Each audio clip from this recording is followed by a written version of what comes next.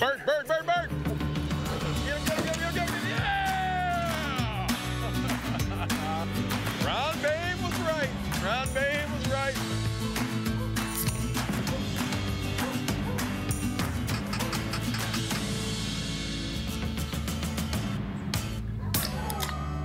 I'm feeling spry.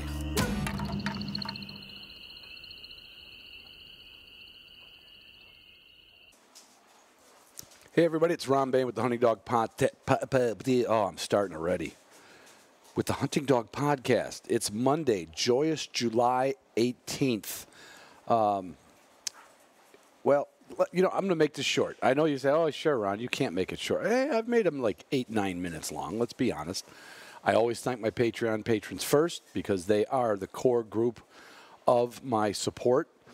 They are my biggest sponsor, no matter what. Pike Gear is my title sponsor, but Patreon is my biggest sponsor. And the Zoom rooms twice a month and the HDP talk level, which last night I released a doozy. It was, I won't tell you what it was. I know you HDP talk people enjoyed it. A lot of people already wrote me back. And it's only going to get juicier. This has got something to do with how I was released as being a judge, decisions that were made, reasons they were made, and now there's going to be some other people in NAVDA that will have to be released. It's taken me 9 months. No, 10 months. It was September? Anyway, I hope my HTP talk people listened and liked that one. And there's more coming with the names and the pictures. So, on with Pike Gear, my title sponsor. Cannot wait to hit North Dakota for the opener prairie grouse and Huns. And I will be, I haven't told Brent yet, but I don't have my first pair of Kiowa pants. I don't have them. But he's got them, and if you need them, if you're going to go early, either summer dog training or early hunting when I'm out there in the Dakotas or Montana or anywhere where it's hot and dry, you're going to want those Kiowa pants on. They're like wearing pajamas, only nobody looks at you in a restaurant, you know, in the middle of North Dakota and says, oh, look at him wearing his pajamas. They're just comfortable like pajamas. Pike Gear they make technical clothing for the upland hunter. Check it out. As soon as you get done checking them out, go to Onyx and say, all right, I give up. I've managed to go this many years without it. I don't know how I've done it. I don't know how. If you don't have Onyx on your phone, I literally don't know how you do it. Unless you just hunt the same 40-acre, pheasant field that happens to be in your backyard and you don't go anywhere. Yeah, granted, you probably don't need Onyx. But the rest of you, go to Onyx. You can get it for 20% off, HTP 20 or 100 other. You can find it anywhere. But the beauty of it is Onyx and Onyx Elite members are joined up to the hip now with the Upland Institute. So if you're an Onyx Elite member, check your emails because you get to see segments of the Upland Institute training program, and you get a heck of an Onyx Elite deal. You do. I wish I could give you that same deal with Boss shot shells, but they are so good and priced so accordingly to their quality. They just don't have the room to just say, okay, Ron's listeners, Courtney's listeners, Tyler's listeners, yep, you all get 15 or 10% off. They can't do it. I wish they could, but you will not be sorry if you buy Boss shot shells for this season. Join the club. But I mean, they kill like lead, and you, especially where I go out west, when you're going to hop from a WMA to a private piece of land that you don't need non-tox on, who wants to deal with that? Just get Boss shot shells this year. Most of you do a little duck hunting on top of bird hunting. You can use the same damn shells. Just find the one that works. If you're a pheasant hunter, go at 5s. Go at 5s for waterfowl, 5s for pheasants. It's fine.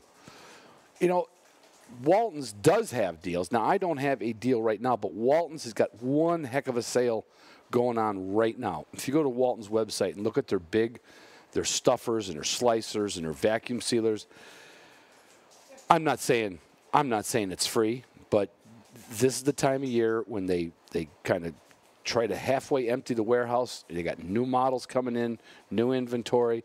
There is a sale going on at Walton's that, they've got everything but the meat. You got the meat, And this episode is all about, well, it's not all about Waltons, but it's a lot about Waltons because it's with Brett Walton, one of the principal players there with his family of Waltons Incorporated. And I think you'll enjoy the episode. I can't wait. He made the mistake of inviting me to Kansas.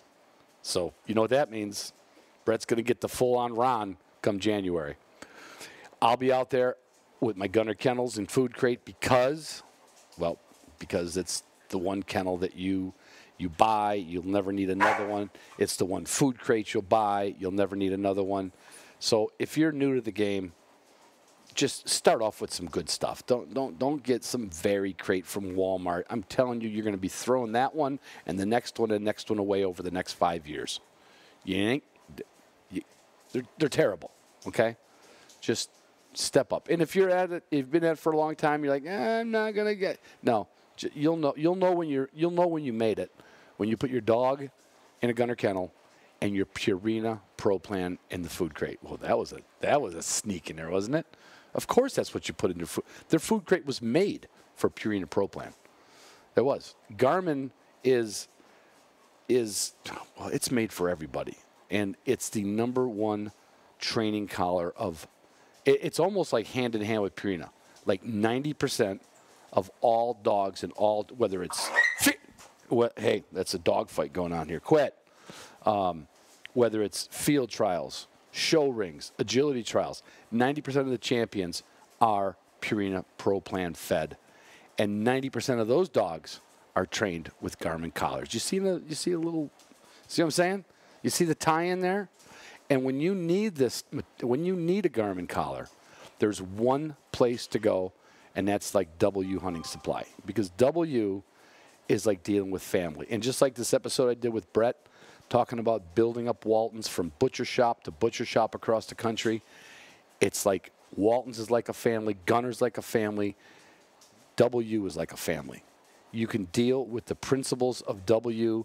You can get your advice. It's somebody who, when you buy a product, if you go and buy this online from anywhere, you're not going to get a support team. You buy your stuff from W, they're going to back it up, they're going to take care of you if something happens, because shit does happen sometimes. Let's be honest. These collars are made in mass production, transmitters, and they are the only company I know that jumps through hoops like, well, I'm trying to think of a sport. I don't know sports enough. Who jumps through hoops? Anyway, W will jump through the hoop for you. Deck drawer systems will give you, I can't tell you the satisfaction you would have if you just listen to me and finally get your deck drawer system for this hunting season. You will feel like, I don't know how to describe it. You've heard me say, I like junk drawers. I'm not organized. But the fact that when I open them drawers up and start loading them up for hunting season, everything I need, it's not going to be in the tote, it's not going to be in the back seat. I pull those drawers out, and boom, everything I got, everything I need is in those deck drawer systems. It's in fact, I'm going to have a hard time with this because they sent me the shotgun rack carriers for one of the drawers. And I don't usually bring a lot of shotguns. I'm going to install it, but I got a feeling that I'm either going to have to carry more shotguns or just carry the one shotgun in a case and put it in my deck drawer. So I don't know. And that shotgun would be Weatherby, of course. I've got the Orion 20 gauge. It's as nice an over-under that I've ever shot. I'm not saying it's nicer. I'm not saying it's the best. It is it's Weatherby. Okay? I mean, when you think of high-quality rifles, what do you think of? Weatherby, yeah. You might think of something from Finland or something from Europe, which is high quality, but Weatherby shotguns, just like Weatherby rifles. You can count on them. You absolutely can count on them. You can count on Canine Athlete taking care of your dogs. I will not be going to North Dakota without a whole lot of Hydrate and Recover for both me and the mutts. They're going to get that in their drinking water. I'm even going to give, even though I'm not bringing any old dogs out, I'm going to bring some new dog out there because there's just a lot of supplements and a lot of good stuff. I'm going to sprinkle that on their food. They love the taste of it. I don't. I dip my finger in it. It's like, ugh. No wonder why dogs like it. Tastes like liver. But you will love the Canine Athlete stuff, and you will love all the Wilderness Athlete products that are made for you, just for you. And I've already talked about the Upland Institute because Onyx Elite members know all about that. And my existing Upland Institute members can get a promo code for Onyx Elite that you cannot get. You could look for it all day long, and you will. It's like, I want to say it's like half off. It's like 30% off the first 3 months, and the next. It's unbelievable. So if you haven't gotten Onyx and you've already got the Upland Institute, write me an email. And if it's vice versa, write me an email. Tell me how much you like it. Don't forget, August 12th or August 13th, the RGS Habitat Tour, the new Hunter Seminar. It's going to be at the Gladwin Field Trial Grounds near Gladwin, Michigan. It's held by the Roger Moore chapter of Rough Grouse Society. I'm going to be there doing a podcast.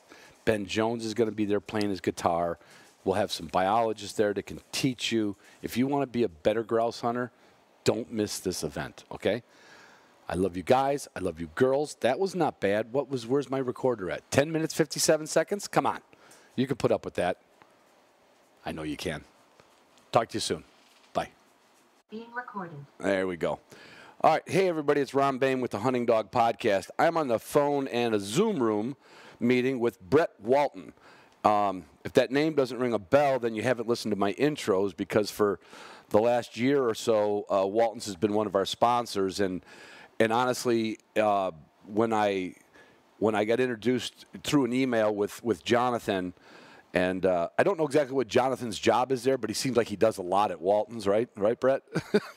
He's like, what is his official title? Media manager? Media manager, and yeah, and takes care of everything else. A lot to do with the retail side. Right. But anyway, I was excited just because I think not everybody, but a lot of people, preparing your food has become a way more, like 20 years ago, I would just do the same thing all the time with my birds, or couple deer that I've shot in my life. I'm not a big game hunter, but it's kind of like almost a thing where you want to make your own sausage. You want your own vacuum sealer. You want your own meat grinder. A lot of times people used to just go to up in Michigan. There'd be 4 places open up in the fall. Deer processing, and it's like everyone's wanted to bring that home. How did Waltons get their start? Give us that, and then how did it? What have you seen where it tied into just Joe 12 gauge out there? Yeah. So my dad started the company in 1986, and basically he was a one-man show. He was selling grinder plates and knives to small processors up to larger processors.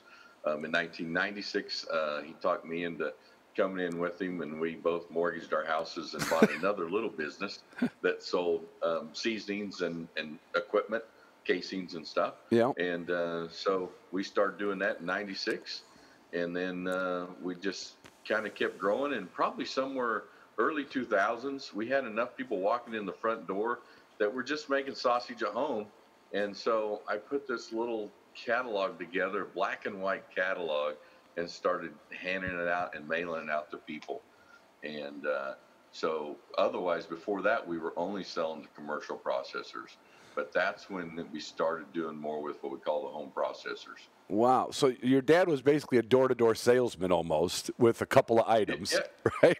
Oh, yeah. He had basically grinder plates, a knife, and maybe some food-grade oil, bandsaw blades. Yeah. And he did it from his house out in the country in a little building that was, used to be a shop at the farm. And he started that, and that was, 35 plus years ago. Yeah. And now we have 2 sons. Our 2 middle kids are partners with us in the business. And so our 2 middle sons, one kind of runs one side of the company and the other one kind of runs the other side. So they're 3rd generation, and they've been doing it for a long time. they're both like 30, 35 years old with 25 years of experience in the meat business. Yeah, and that's because they were made to have 25 years experience. So they're like 10 years Yes. old and they're helping clean up the shop, right? Oh yeah. Yep. But that's okay, because then they got to make some product too. So they got to make, jerky or sausage, snack sticks or whatever, and then take it and show off to all their friends that they had all these great snacks. Yeah, it's kind of like almost that European model. Like you kind of grew up from like if you were a gun maker, you started just making the trigger locks for a couple years, and then you swept the floors, and you poked your shoulder over the guy that was making the next part. Maybe I'd like to make a barrel someday. So you kind of got an old school feel about the family doing the whole thing. I have all daughters, so I don't have sons. Do the boys get along good? Because I could see two of my daughters not making it in the same business with me. No, they do. They do well. That's great. We all have, at times we have different opinions, but we do a good job of not yelling at each other and stuff, and just, talking through. And I think both the boys really value what the other one brings. They both recognize that they're different. Yeah. And the other one has value they bring to the organization. So they really respect each other. That's cool. Yeah, because I could see, in another dozen years, if you want to sit back, you're like, hey, boys, come on now. I want to be the helm. But no, that's good. Is your dad still around, or is he got to see all this? No, my dad passed away a couple years ago, right at the beginning of COVID. So gotcha. Yeah. But he got to see the family all working together and all that. And the funny part is the two kids that are in the business, but they're the two middle. We have an older son, and he's a petroleum engineer.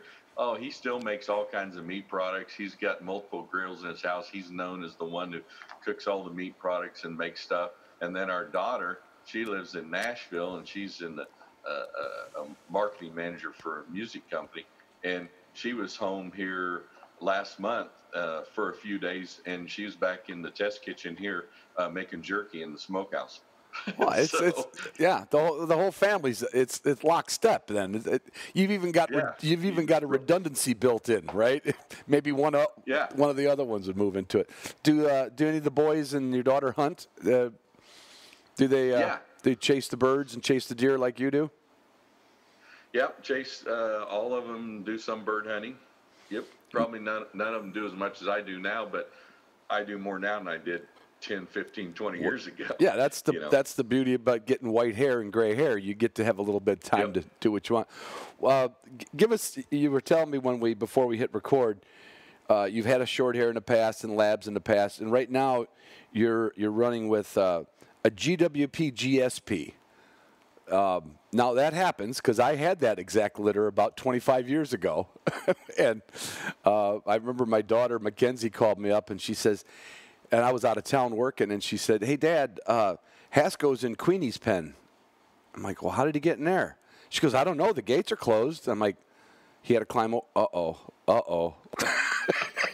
So, and it was a dandy litter of pups. I gave them away to people, and they were great. How did you end up with that dog?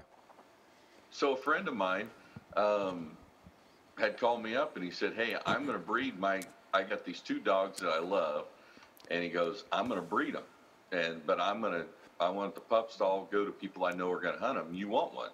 And my German short hair was about 11 years old, about 10 years old. So I go, yeah, I need to get a new dog because she's about wore out. And so, yeah, he said, hey, just pay for her shots and stuff, and I'll give him to you. So I get to go pick him out, and but that's how I wound up with him. So he's got a good mother and father. Well, I mean, that's what every breed was made from, was two other dogs. But it's a lot of people will be like, oh, it was an accident. So this guy did it on purpose. He's like, no, I don't care. I like, this dog's good. I'm going to put them together. And that's like an arranged marriage back in the old days. Yeah, he's just a hunter. He's not worried about trying to build a bloodline or create a dog to show whatever. But my dog looks like a wire hair. He's got a patch of short hair on his back about 8 inches around. It just grows in like a short hair coat? Yeah. But he's still got the beard, and the longer hair. Yeah. Except for that patch, it's a short hair patch. You're going to have to send me a picture of that dog so I can put it on when I release the episode later. Okay. What was the?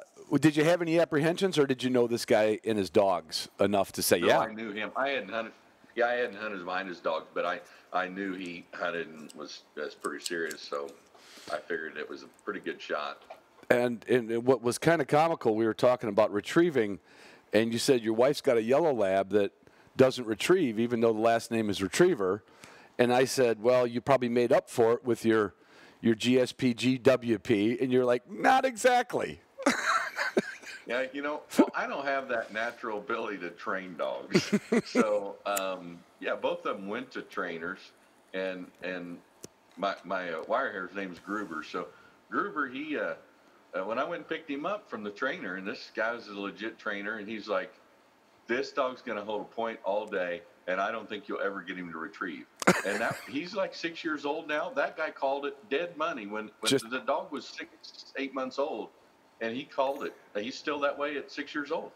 He just and he could see that. That's pretty good trainer, because a lot of people would probably I have a lot of trainer friends, so I don't want to imply that some trainers would say, if you want me to get it, he saw what the dog had. He goes like, look, here's what it is. And for anybody with a pointing dog, what else do you need?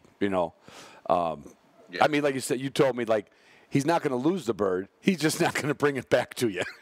So yeah, exactly. You don't lose birds. He'll go find them. You down him, he'll go find them. Right. He just not.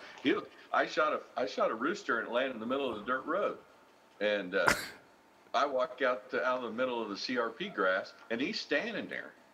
The rooster's laying right there beside him. He's standing there looking at me. He waits till I walk over until I get about 5 feet away, and then he takes off and tries to go find the next bird.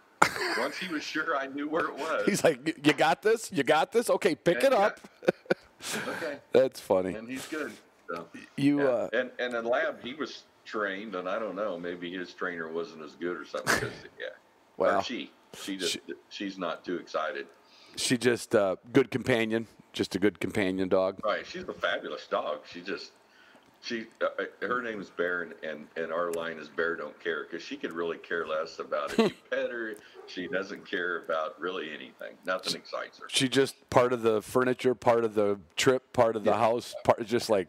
Oh, and I mean, we have grown kids, so the two dogs are in the house. I mean, they're bird dogs, but they're in the house. Right. I'm getting ready to be doing a trivia show that's going to come out like once a month, and one of the survey I was looking up questions to ask we're going to have a bunch of other podcasters on here and have some fun with it, and it was what % of people these days have dogs sleep in their bed, and it turns out to be 45%, which was not the case, 25 years ago. It just wasn't, Well.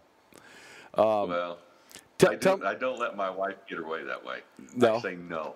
She would let him, but I'm like, no. Okay, so you're on the 55% that no dogs in bed. Yes. Dogs in the house, but no dogs on the bed. Exactly. You had said something about you started out doing some duck hunting when you were younger, right? Yeah, when I was teenager, we hunted. Me and my buddies hunted everything. You start with dove. We're in Kansas, so you start with dove, and then teal, and work through ducks and goose and quail and pheasant. And but as I got older, it just didn't have the same draw to me, just because I don't like to get cold anymore. If I was going to go duck hunt, I'd have to have like the heater and the blind and all that kind of stuff. Right, electric. I don't like this. Electric socks. Yeah. Yeah. Well, back I'm 58 years old, so I'll be 59 in a couple of days. But back in those days, in the late 70s, early 80s, there wasn't all the fancy gear there is now. Mm-mm. So we would put on 3 pairs of socks, and they probably kind of had holes in them anyways. We didn't have much money, So, we didn't have all this fancy stuff. We would be freezing. Yeah, I think back then I think there was one brand of waders. I think it was called Hodgman, right? I don't remember. And they didn't fit good, and the boots were about no matter what size foot you had, the waders never matched your belly if you had one, or vice versa. Yeah. But you had mentioned you don't like being cold. I was listening to a friend of mine told me to listen to a podcast of a couple guys that started one a year ago, and they're all duck hunters, and they're all Southern boys. And this one guy they had on was hysterical, and he says, and he was telling Jimmy, I think it was Jimmy, he says, tell him what happened the first time I asked you to go duck hunting. He said, yeah, you called me up at about 10 o'clock at night and said, hey, you want to go duck hunting in the morning? And he said, I don't know. Is it going to be windy? No. Is it going to be rainy? Nope, not supposed to be. Is it going to be cold? He goes, nope. Is it going to be dark? He goes, yep. He goes, no, I'm not in. He's like, I just don't want to duck hunt anymore. Let's be honest. What kind of hunting schedule do you keep, Brett? Do you get away as much as you can these days, or do you just stay in Kansas? And because Kansas is one heck of a spot. That's Yeah, occasionally. Last year, I don't think we went north at all. Last several years, I've had some chance to go up to, South Dakota, North Dakota, and hunt at least once during the year. But last year, I told my wife, I said, this year, Thursday's hunt day. I said, so keep your calendar clear on Thursday. So, we just take off on Thursday morning. And from Wichita, you're about 2 hours to get to a decent walk-in. Yeah. Either going north, northwest, or west. And, we just take off and take the two dogs and run out. The bad thing was last winter was 60, 70 degrees. Yeah. Till January. So we'd get maybe 2-3 hours worth of hunting in. Right. Maybe get, a covey of quail or get a couple of roosters to jump up or something.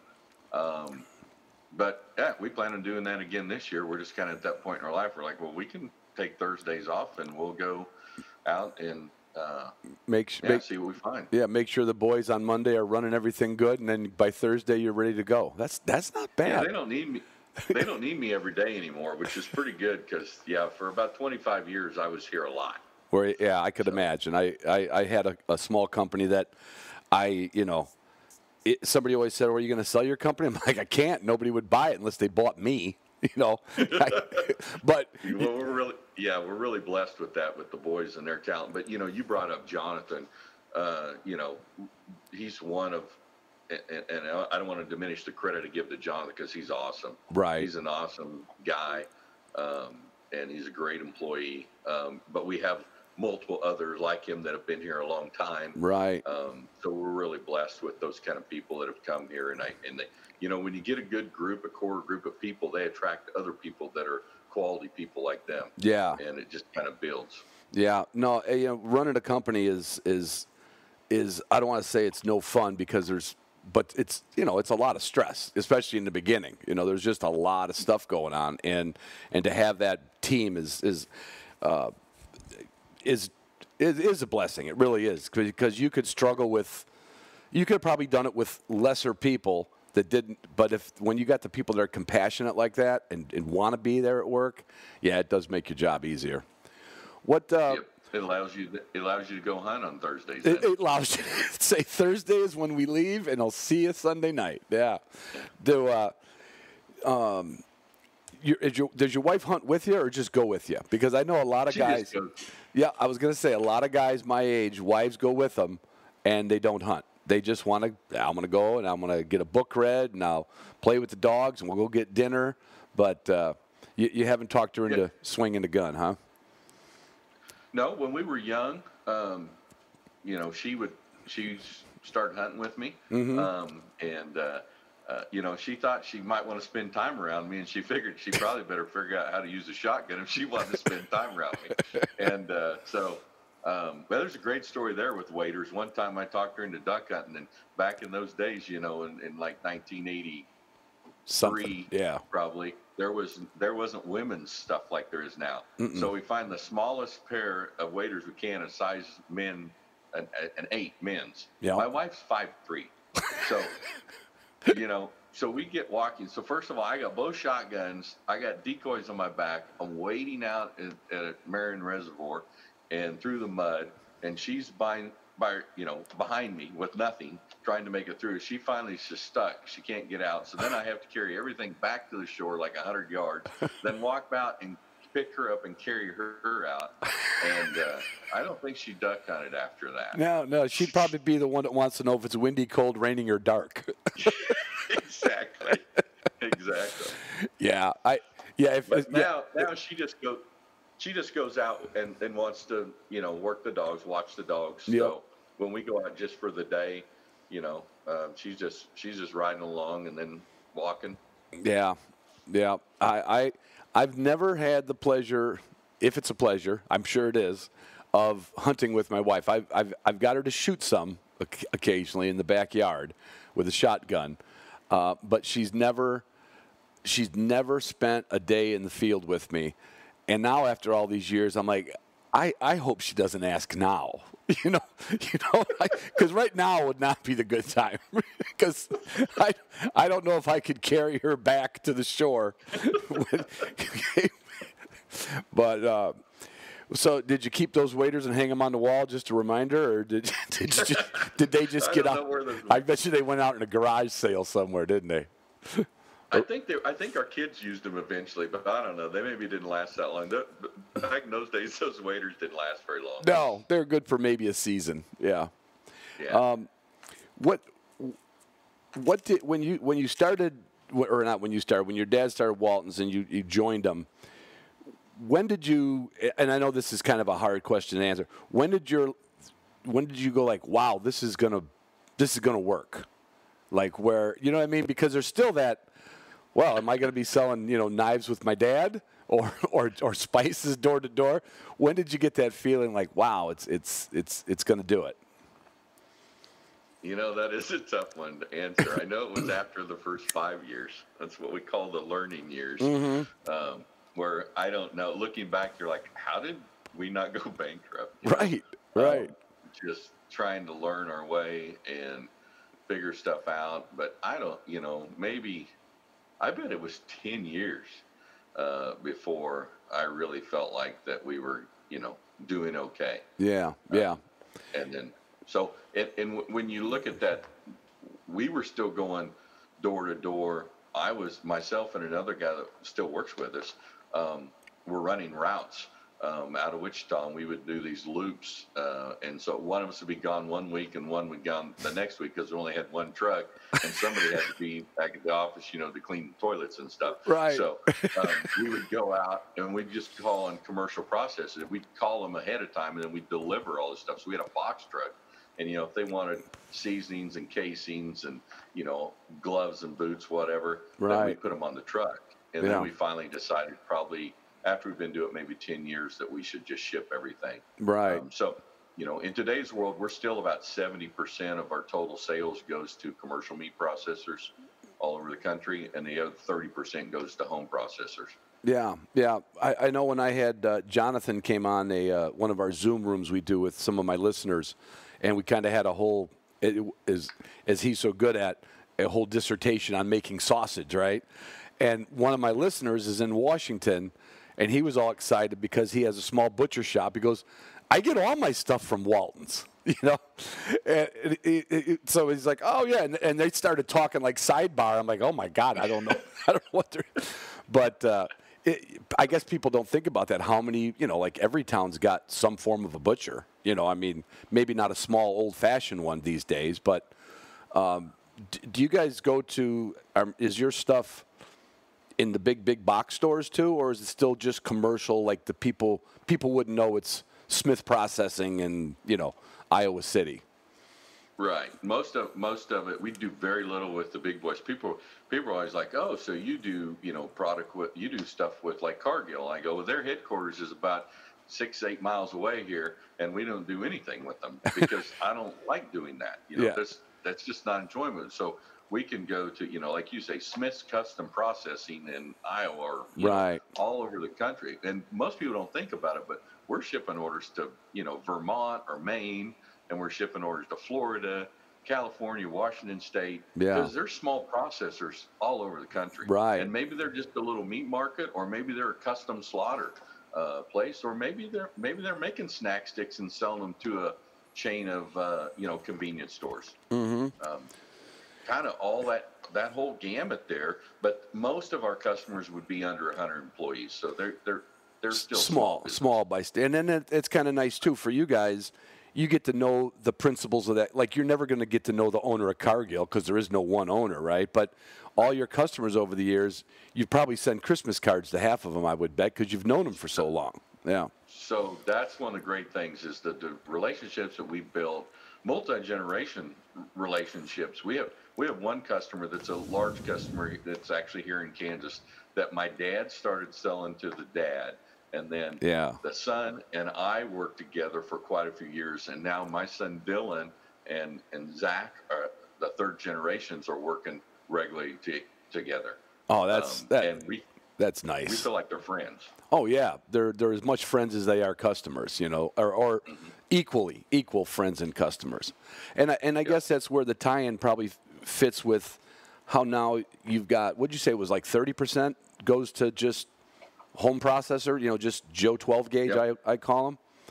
Yep. So it was a natural fit, really, because you liked having that personal relationship with the people. You didn't deal with Cargill and ConAgra and all that kind of stuff like that. Right. It doesn't. The thing is, it doesn't matter if it's the commercial guy or the home processor. Our angle's still the same.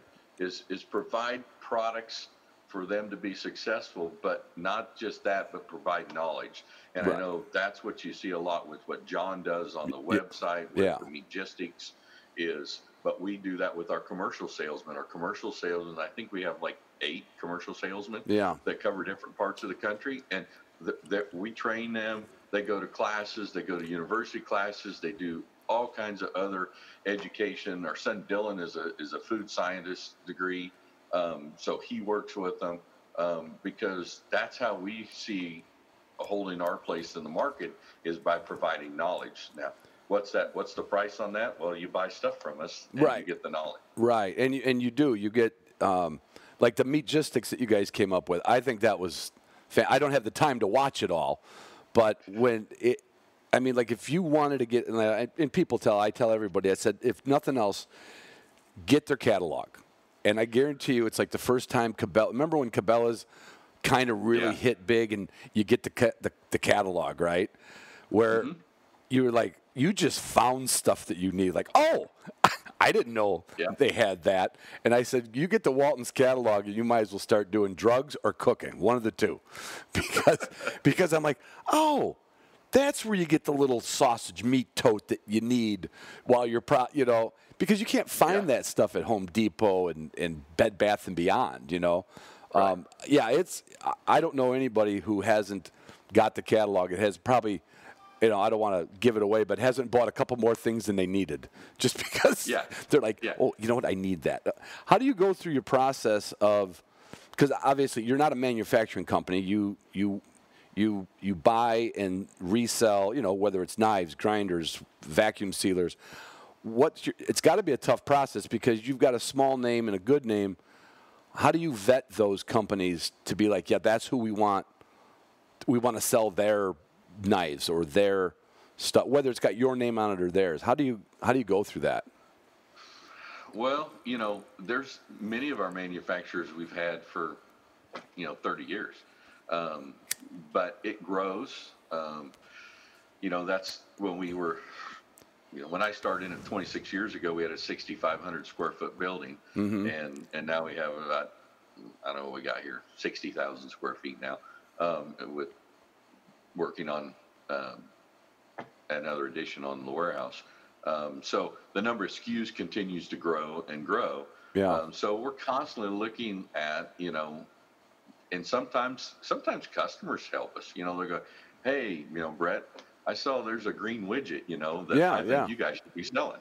So sometimes it's commercial customers, or sometimes it's the home processor customers, and sometimes it's other manufacturers too. We didn't used to have that, but now as we've gotten bigger, we actually have people coming to us and going, hey, have you thought about selling these? So some of that, and then we're a little company in Wichita, Kansas, and we source from all over the world. It's crazy how much stuff comes from everywhere, from, of course, Asia or India to Australia, Europe, multiple different countries in Europe, Mexico, some still in the U.S. Not a lot. We all wish there was more made here. Right, but I mean, hey, if it's good, it's good. I mean, you can't. Like if I want a really good shotgun, it's probably going to be made overseas, and I don't mean recently. It's going to be a 100-year-old gun that was made overseas. It's just the way it is. You can't get away from that. Well, talk about quality and how we vet stuff. That is important to us because we do ship all over. And the last thing we do, we don't, whether it's commercial equipment or whether it's a home guy, if we ship a grinder, that's a $500 grinder to a home guy in, Maine. Right. Or we ship a $25,000 grinder to a commercial guy in Maine. Right. We don't want that thing breaking down. Right. Because it's a bad experience for them, but it's going to cost us money. So right. we want to make sure the stuff we sell is the best quality that we can get. Yeah. Because we don't like trouble. Right. I was so excited. My dad, I guess a little bit of tie into the meat industry. He had a lot of jobs when I was a kid. He had about 2 or 3 jobs, which a lot of guys, my dad was a World War II vet and not highly educated, but highly motivated. And one of the jobs he had ever since he was a kid, he worked for Swift and Company. And he could always drop a name and get a job somewhere from Swift and Company. And he actually was in California in the late 30s, working for a friend of his dad at a meat packing place. And so he learned to be a butcher, not by going to school, just by working in the industry.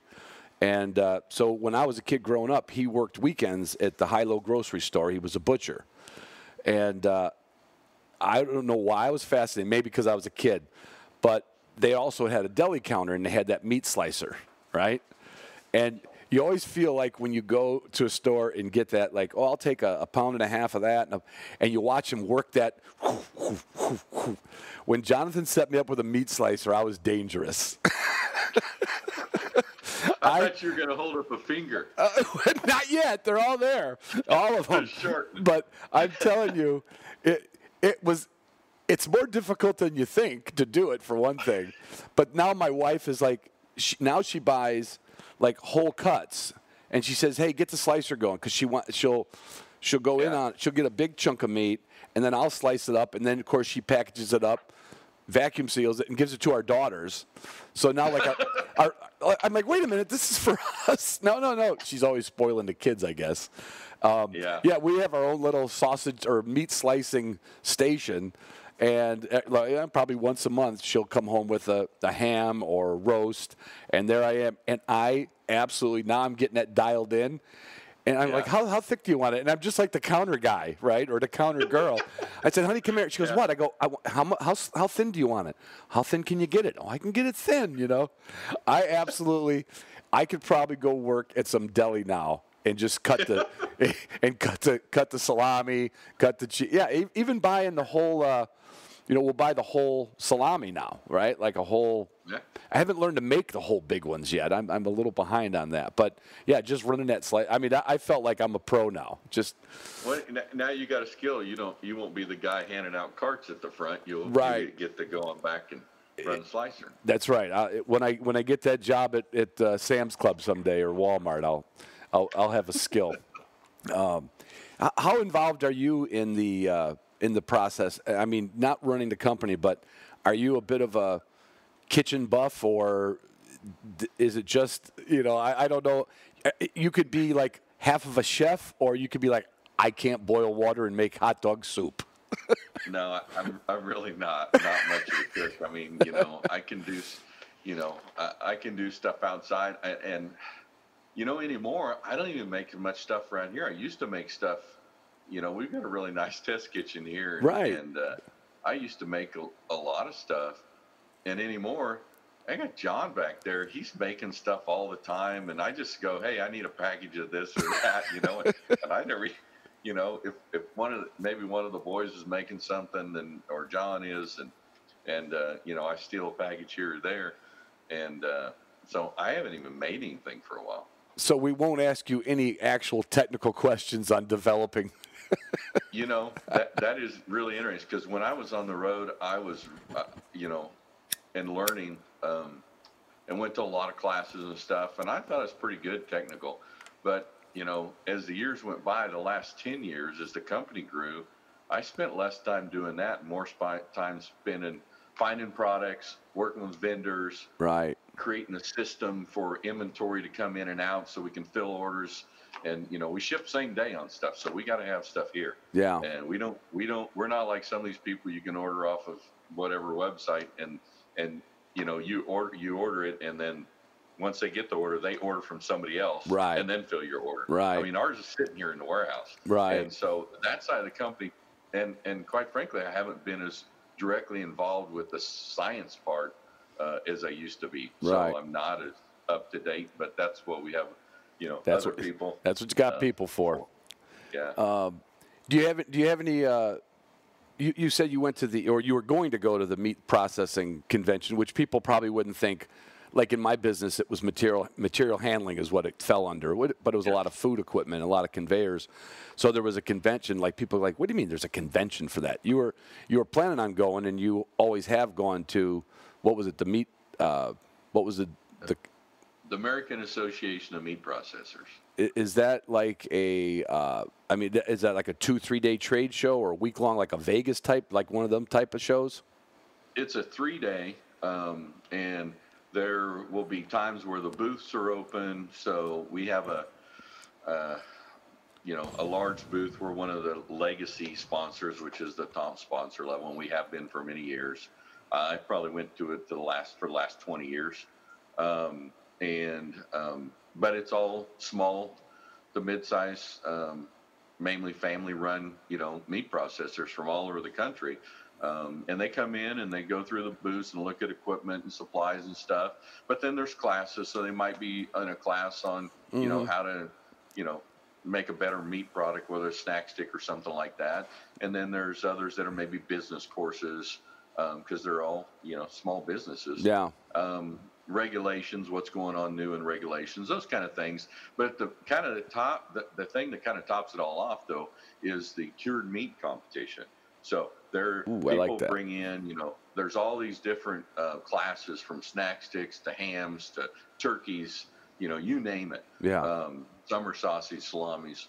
Well, at the end of the show on Saturday, when they're done judging it all and they have all the winners picked, then they open up the room and you literally walk into a room with hundreds of meat products with a knife in your hand. Oh. And you just go cut off what you want. Oh. And it's the best time of the whole convention. Oh my God. Yeah.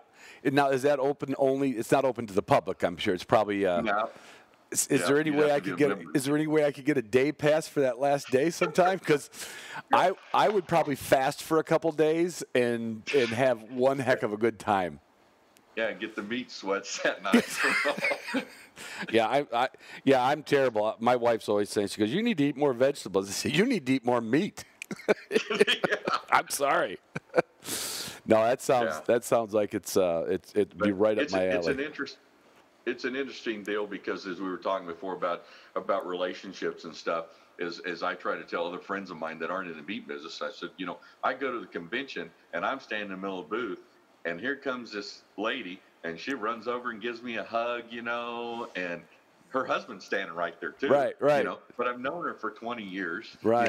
And I know all of her kids and stuff, and my wife could be standing there too and giving hugs. I mean, it's just a really different. It's like it is a big family. It is a big family because of the kind of in a way it's a niche business, but it's huge. I mean, it's huge, but it's still niche. I mean, like not that many people would even know that there was a convention for that stuff.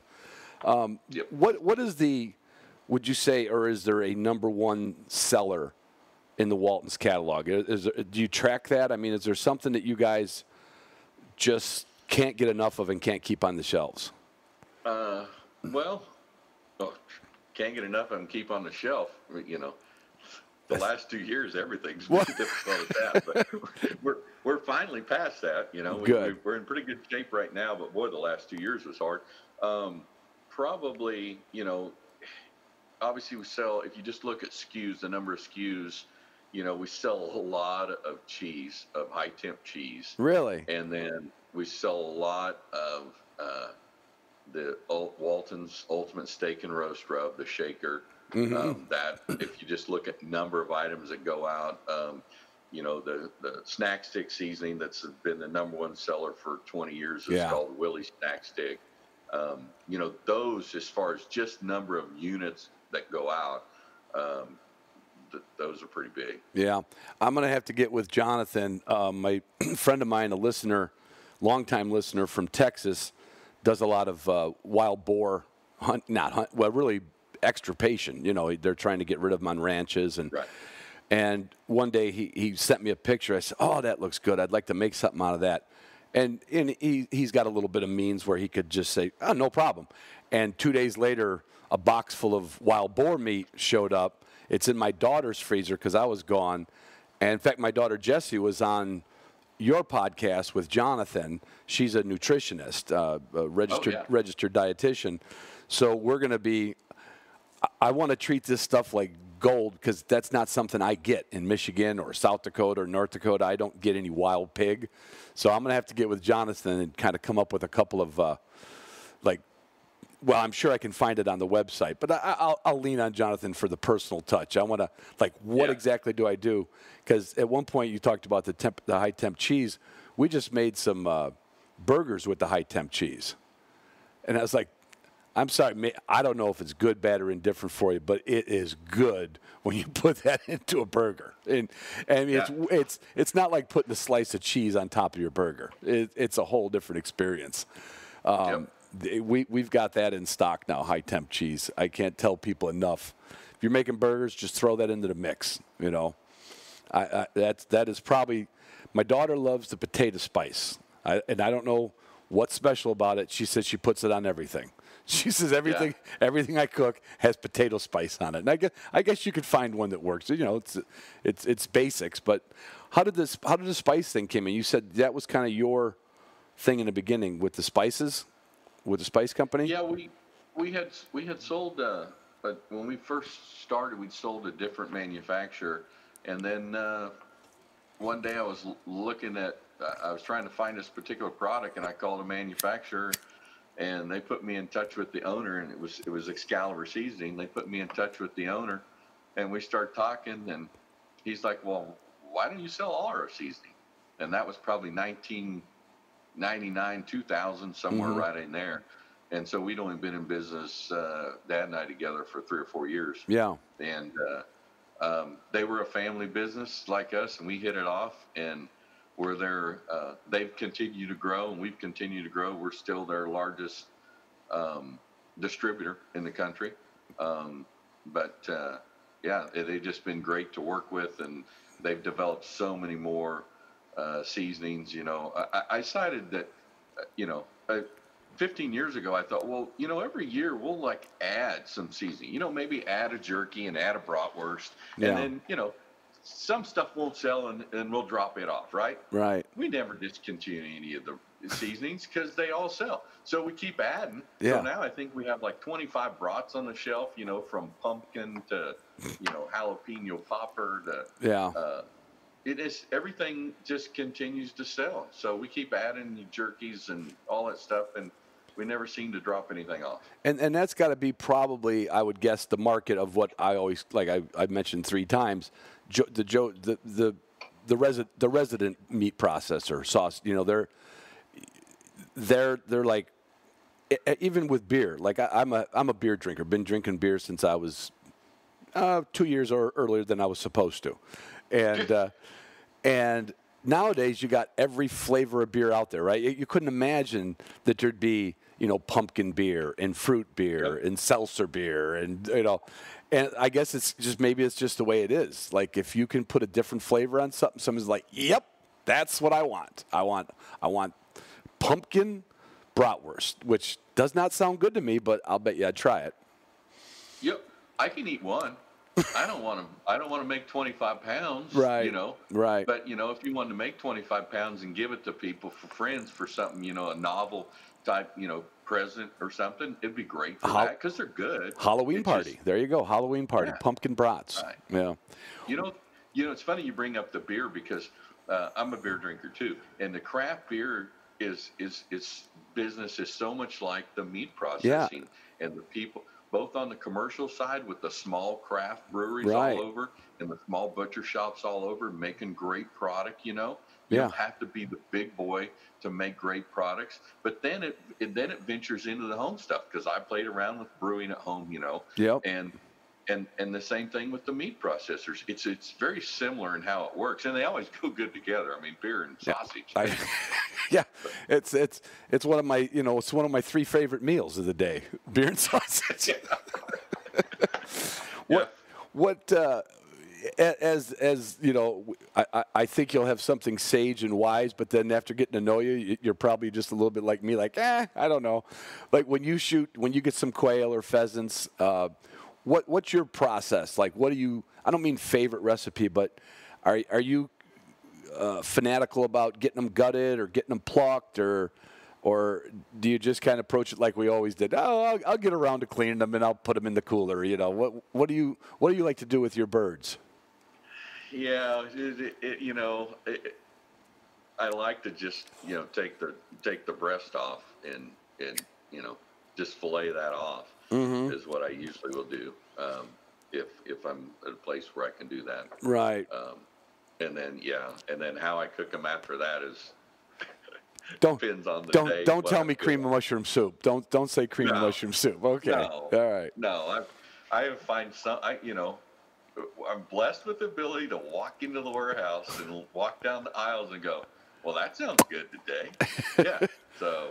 And these days you could plop the pheasants down in the test kitchen, can't you? I mean, you don't. Can you guys bring wild game into your test kitchen? That's no problem, right?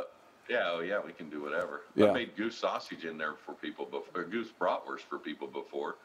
Did a little a demo for a local Ducks Unlimited group, and they go, we got all this goose. Can we do something with it? I'm like, yeah, bring it in. We'll make some regular brats and we'll make some goose brats and let you guys taste them side by side. Did they bring in the whole goose, or did they bring in the? Just bring in meat. Yeah, just brought the meat. Yeah. Because I could see where somebody would do a big goose hunt and go, oh, good, we don't even have to clean them. I don't want feathers in the test. That's what I was wondering. I was just wondering how nasty it could get back there. Yeah, no. Okay. Not that nasty. Okay. All right. What about traveling wing shooting? I mean, you've done a little bit, South Dakota. You've been up that way. Where have you gone to with the dogs and the wife? Or with your South buddies? South Dakota, Nebraska, North Dakota, and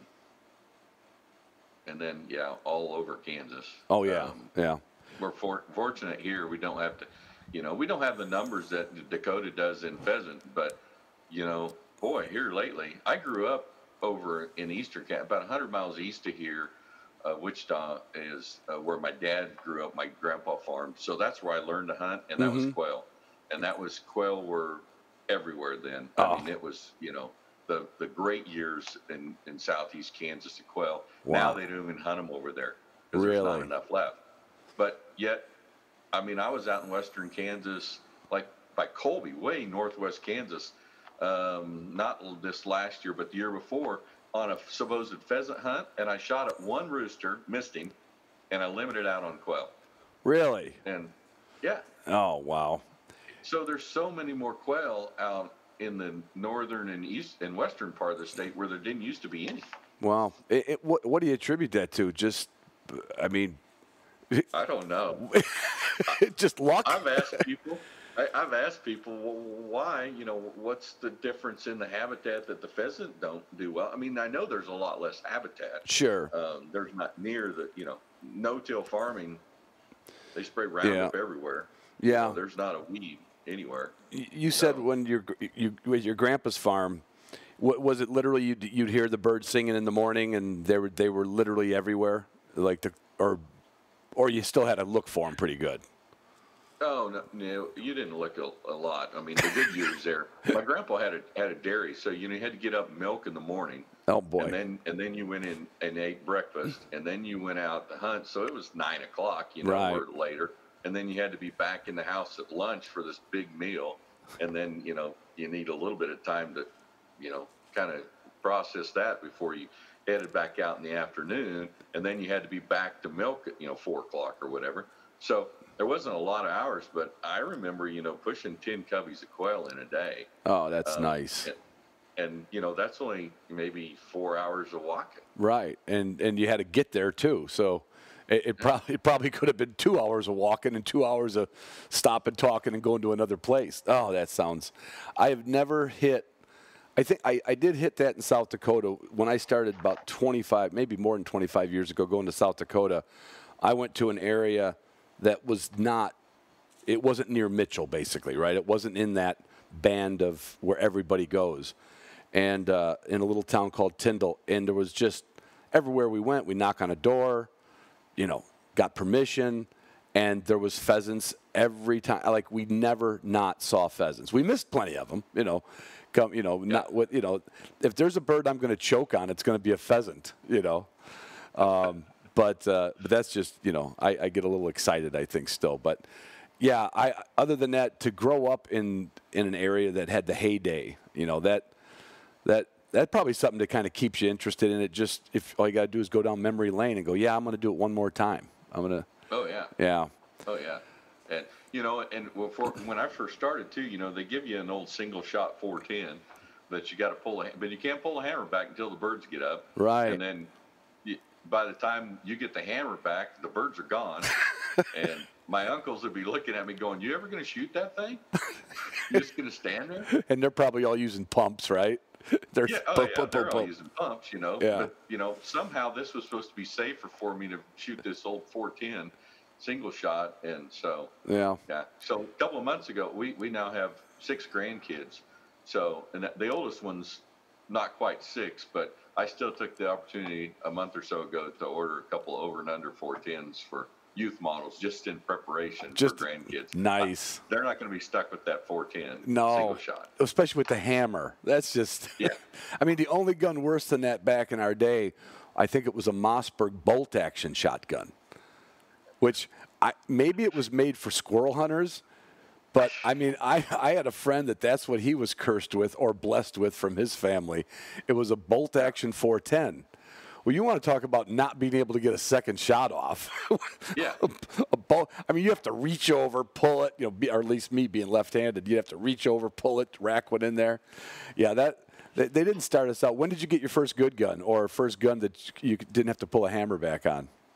Well, my dad had 2 16-gauge pumps. Mm-hmm. So one of them had been my grandpa on my other side of the family that had passed away. So my dad had those 2, and my brother is 2 years older than me, so my brother and I used those. So probably from the time I was, 15 or so, before I turned 16, I was using that pump. And I used that until I was probably 18 years old before I bought my own gun. Yeah, yeah.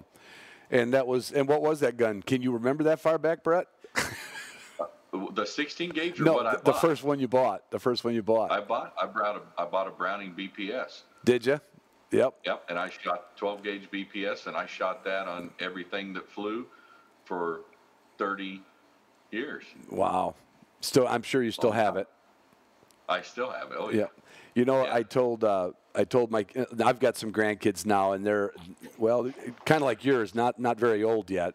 Oldest one's going to be 5, and so I've got guns that I've kind of over collected. Didn't need them, but I make sure that I've shot something with them, or at least hunted with them in different places. And then I take the stock pad off because any old pump or any old over under or side by side is going to have a stock screw, or somewhere in the screw you can take the pad off, and I put the hunting license in that I got from that state, and a little note in there. Because I could get hit by a truck tomorrow or not get to see the grandkids, but my daughters all know which guns they're getting, and I'm not giving them to them yet because I don't want the son-in-laws to have the guns. I want my grandkids to have the guns. I got good son-in-laws, but stuff happens sometimes, right? So, but I put a hunting license in that stock, and not that the kids are going to know that, but like when they get older. And my daughters can say, hey, let's get a screwdriver and unscrew that stock pad off of there and see what Grandpa left you. And there would be a little note little note in there. So just a tip That's with awesome. those 410s, get an old hunting license or a piece of paper, get a pencil, write a note on there, and slide it back in there. And maybe the next owner will find it. But You know, that's a great idea, and I think we should be more intentional. And I have a little gun story with that. So when I would go down and hunt, my grandpa would hunt, yeah, and I would tell him, "Hey, Grandpa, you want to clean your shotgun? Because I'm cleaning my shotgun." He'd go, "Yeah, I don't know when the last time." He's a farmer. He goes, "I don't know when the last time I cleaned that thing." So I cleaned this old Stevens 12 gauge pump, and so I never talked to him about the gun. It was just Grandpa's shotgun, right? right. So he passed away, and a few years ago, I said something to my dad. I said, Dad, I said, did you know when Grandpa got this gun? He goes, "Oh, he got it from his dad." Oh, And I never asked that, so I have it now. It's Yeah. mine. My dad gave it to me, but it was my great grandpa's gun. Wow. And it was from like 19.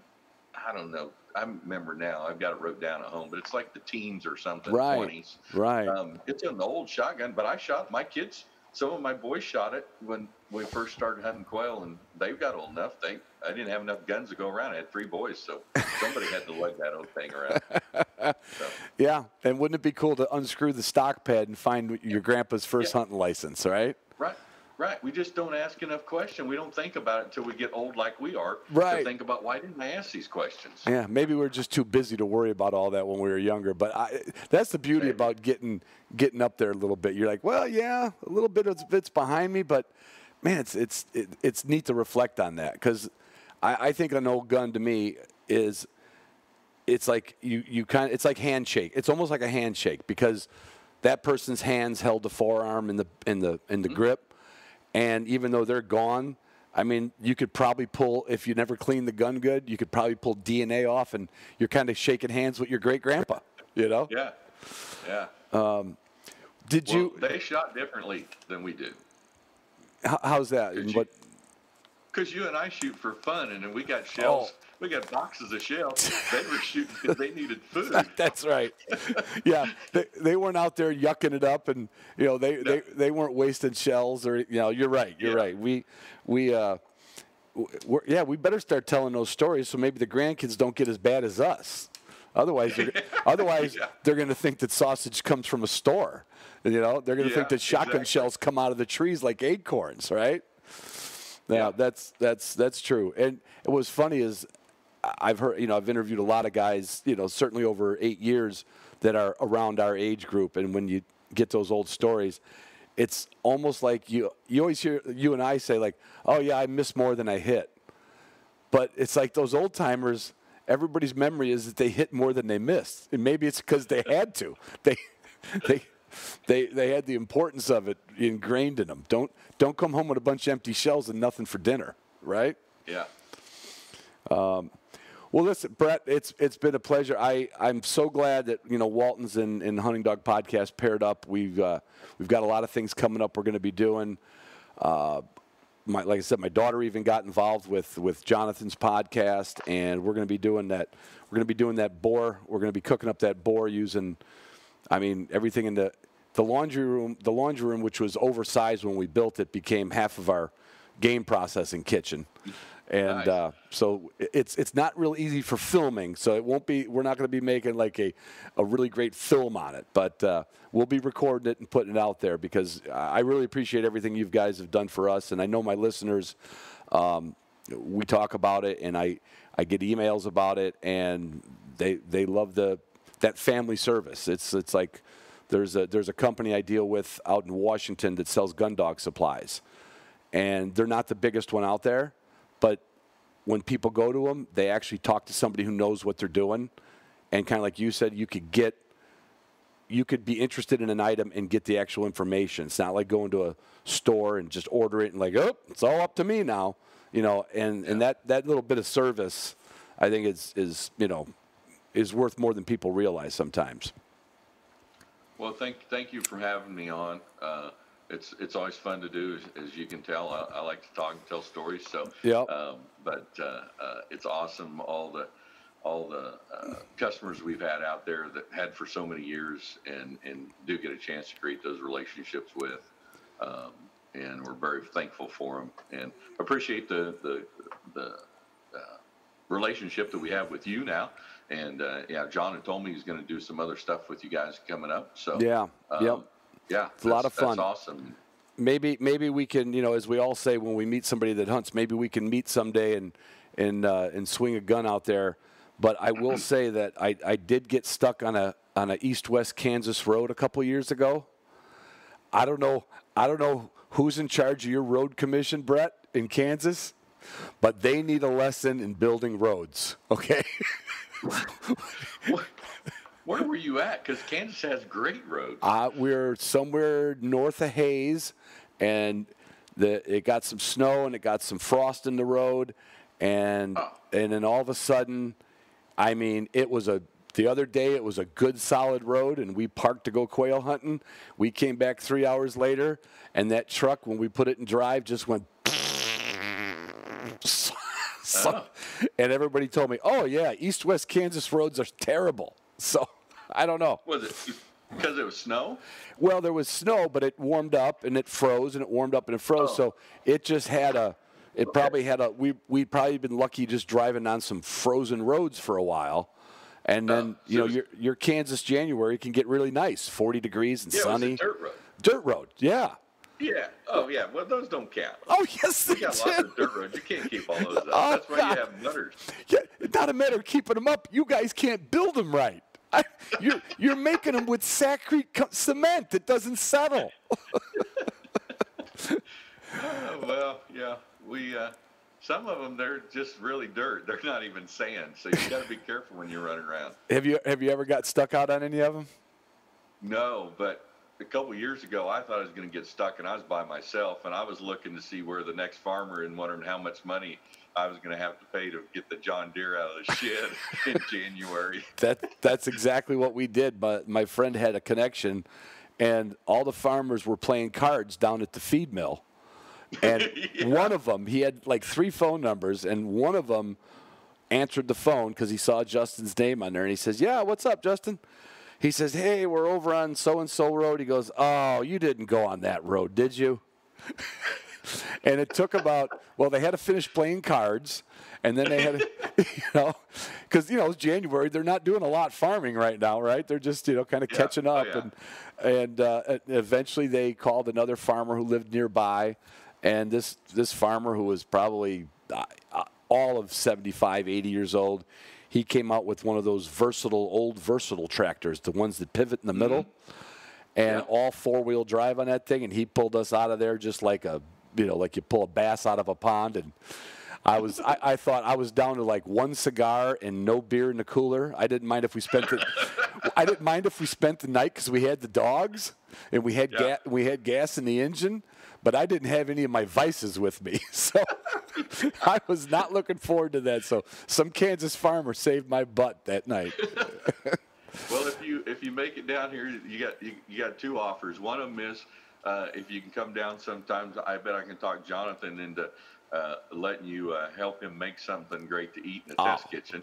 Or the other thing would be, come down on a Thursday and jump in the truck with Sandy and I, go hit some. Walk in. Well, be careful what you ask for, because I am one that takes people up on those offers, and January is a great time for me to get out. So I'm gonna see you in January, Brett. Okay. All right. Good talking to you. Good. Thank you. Thanks. The recording has stopped. The recording.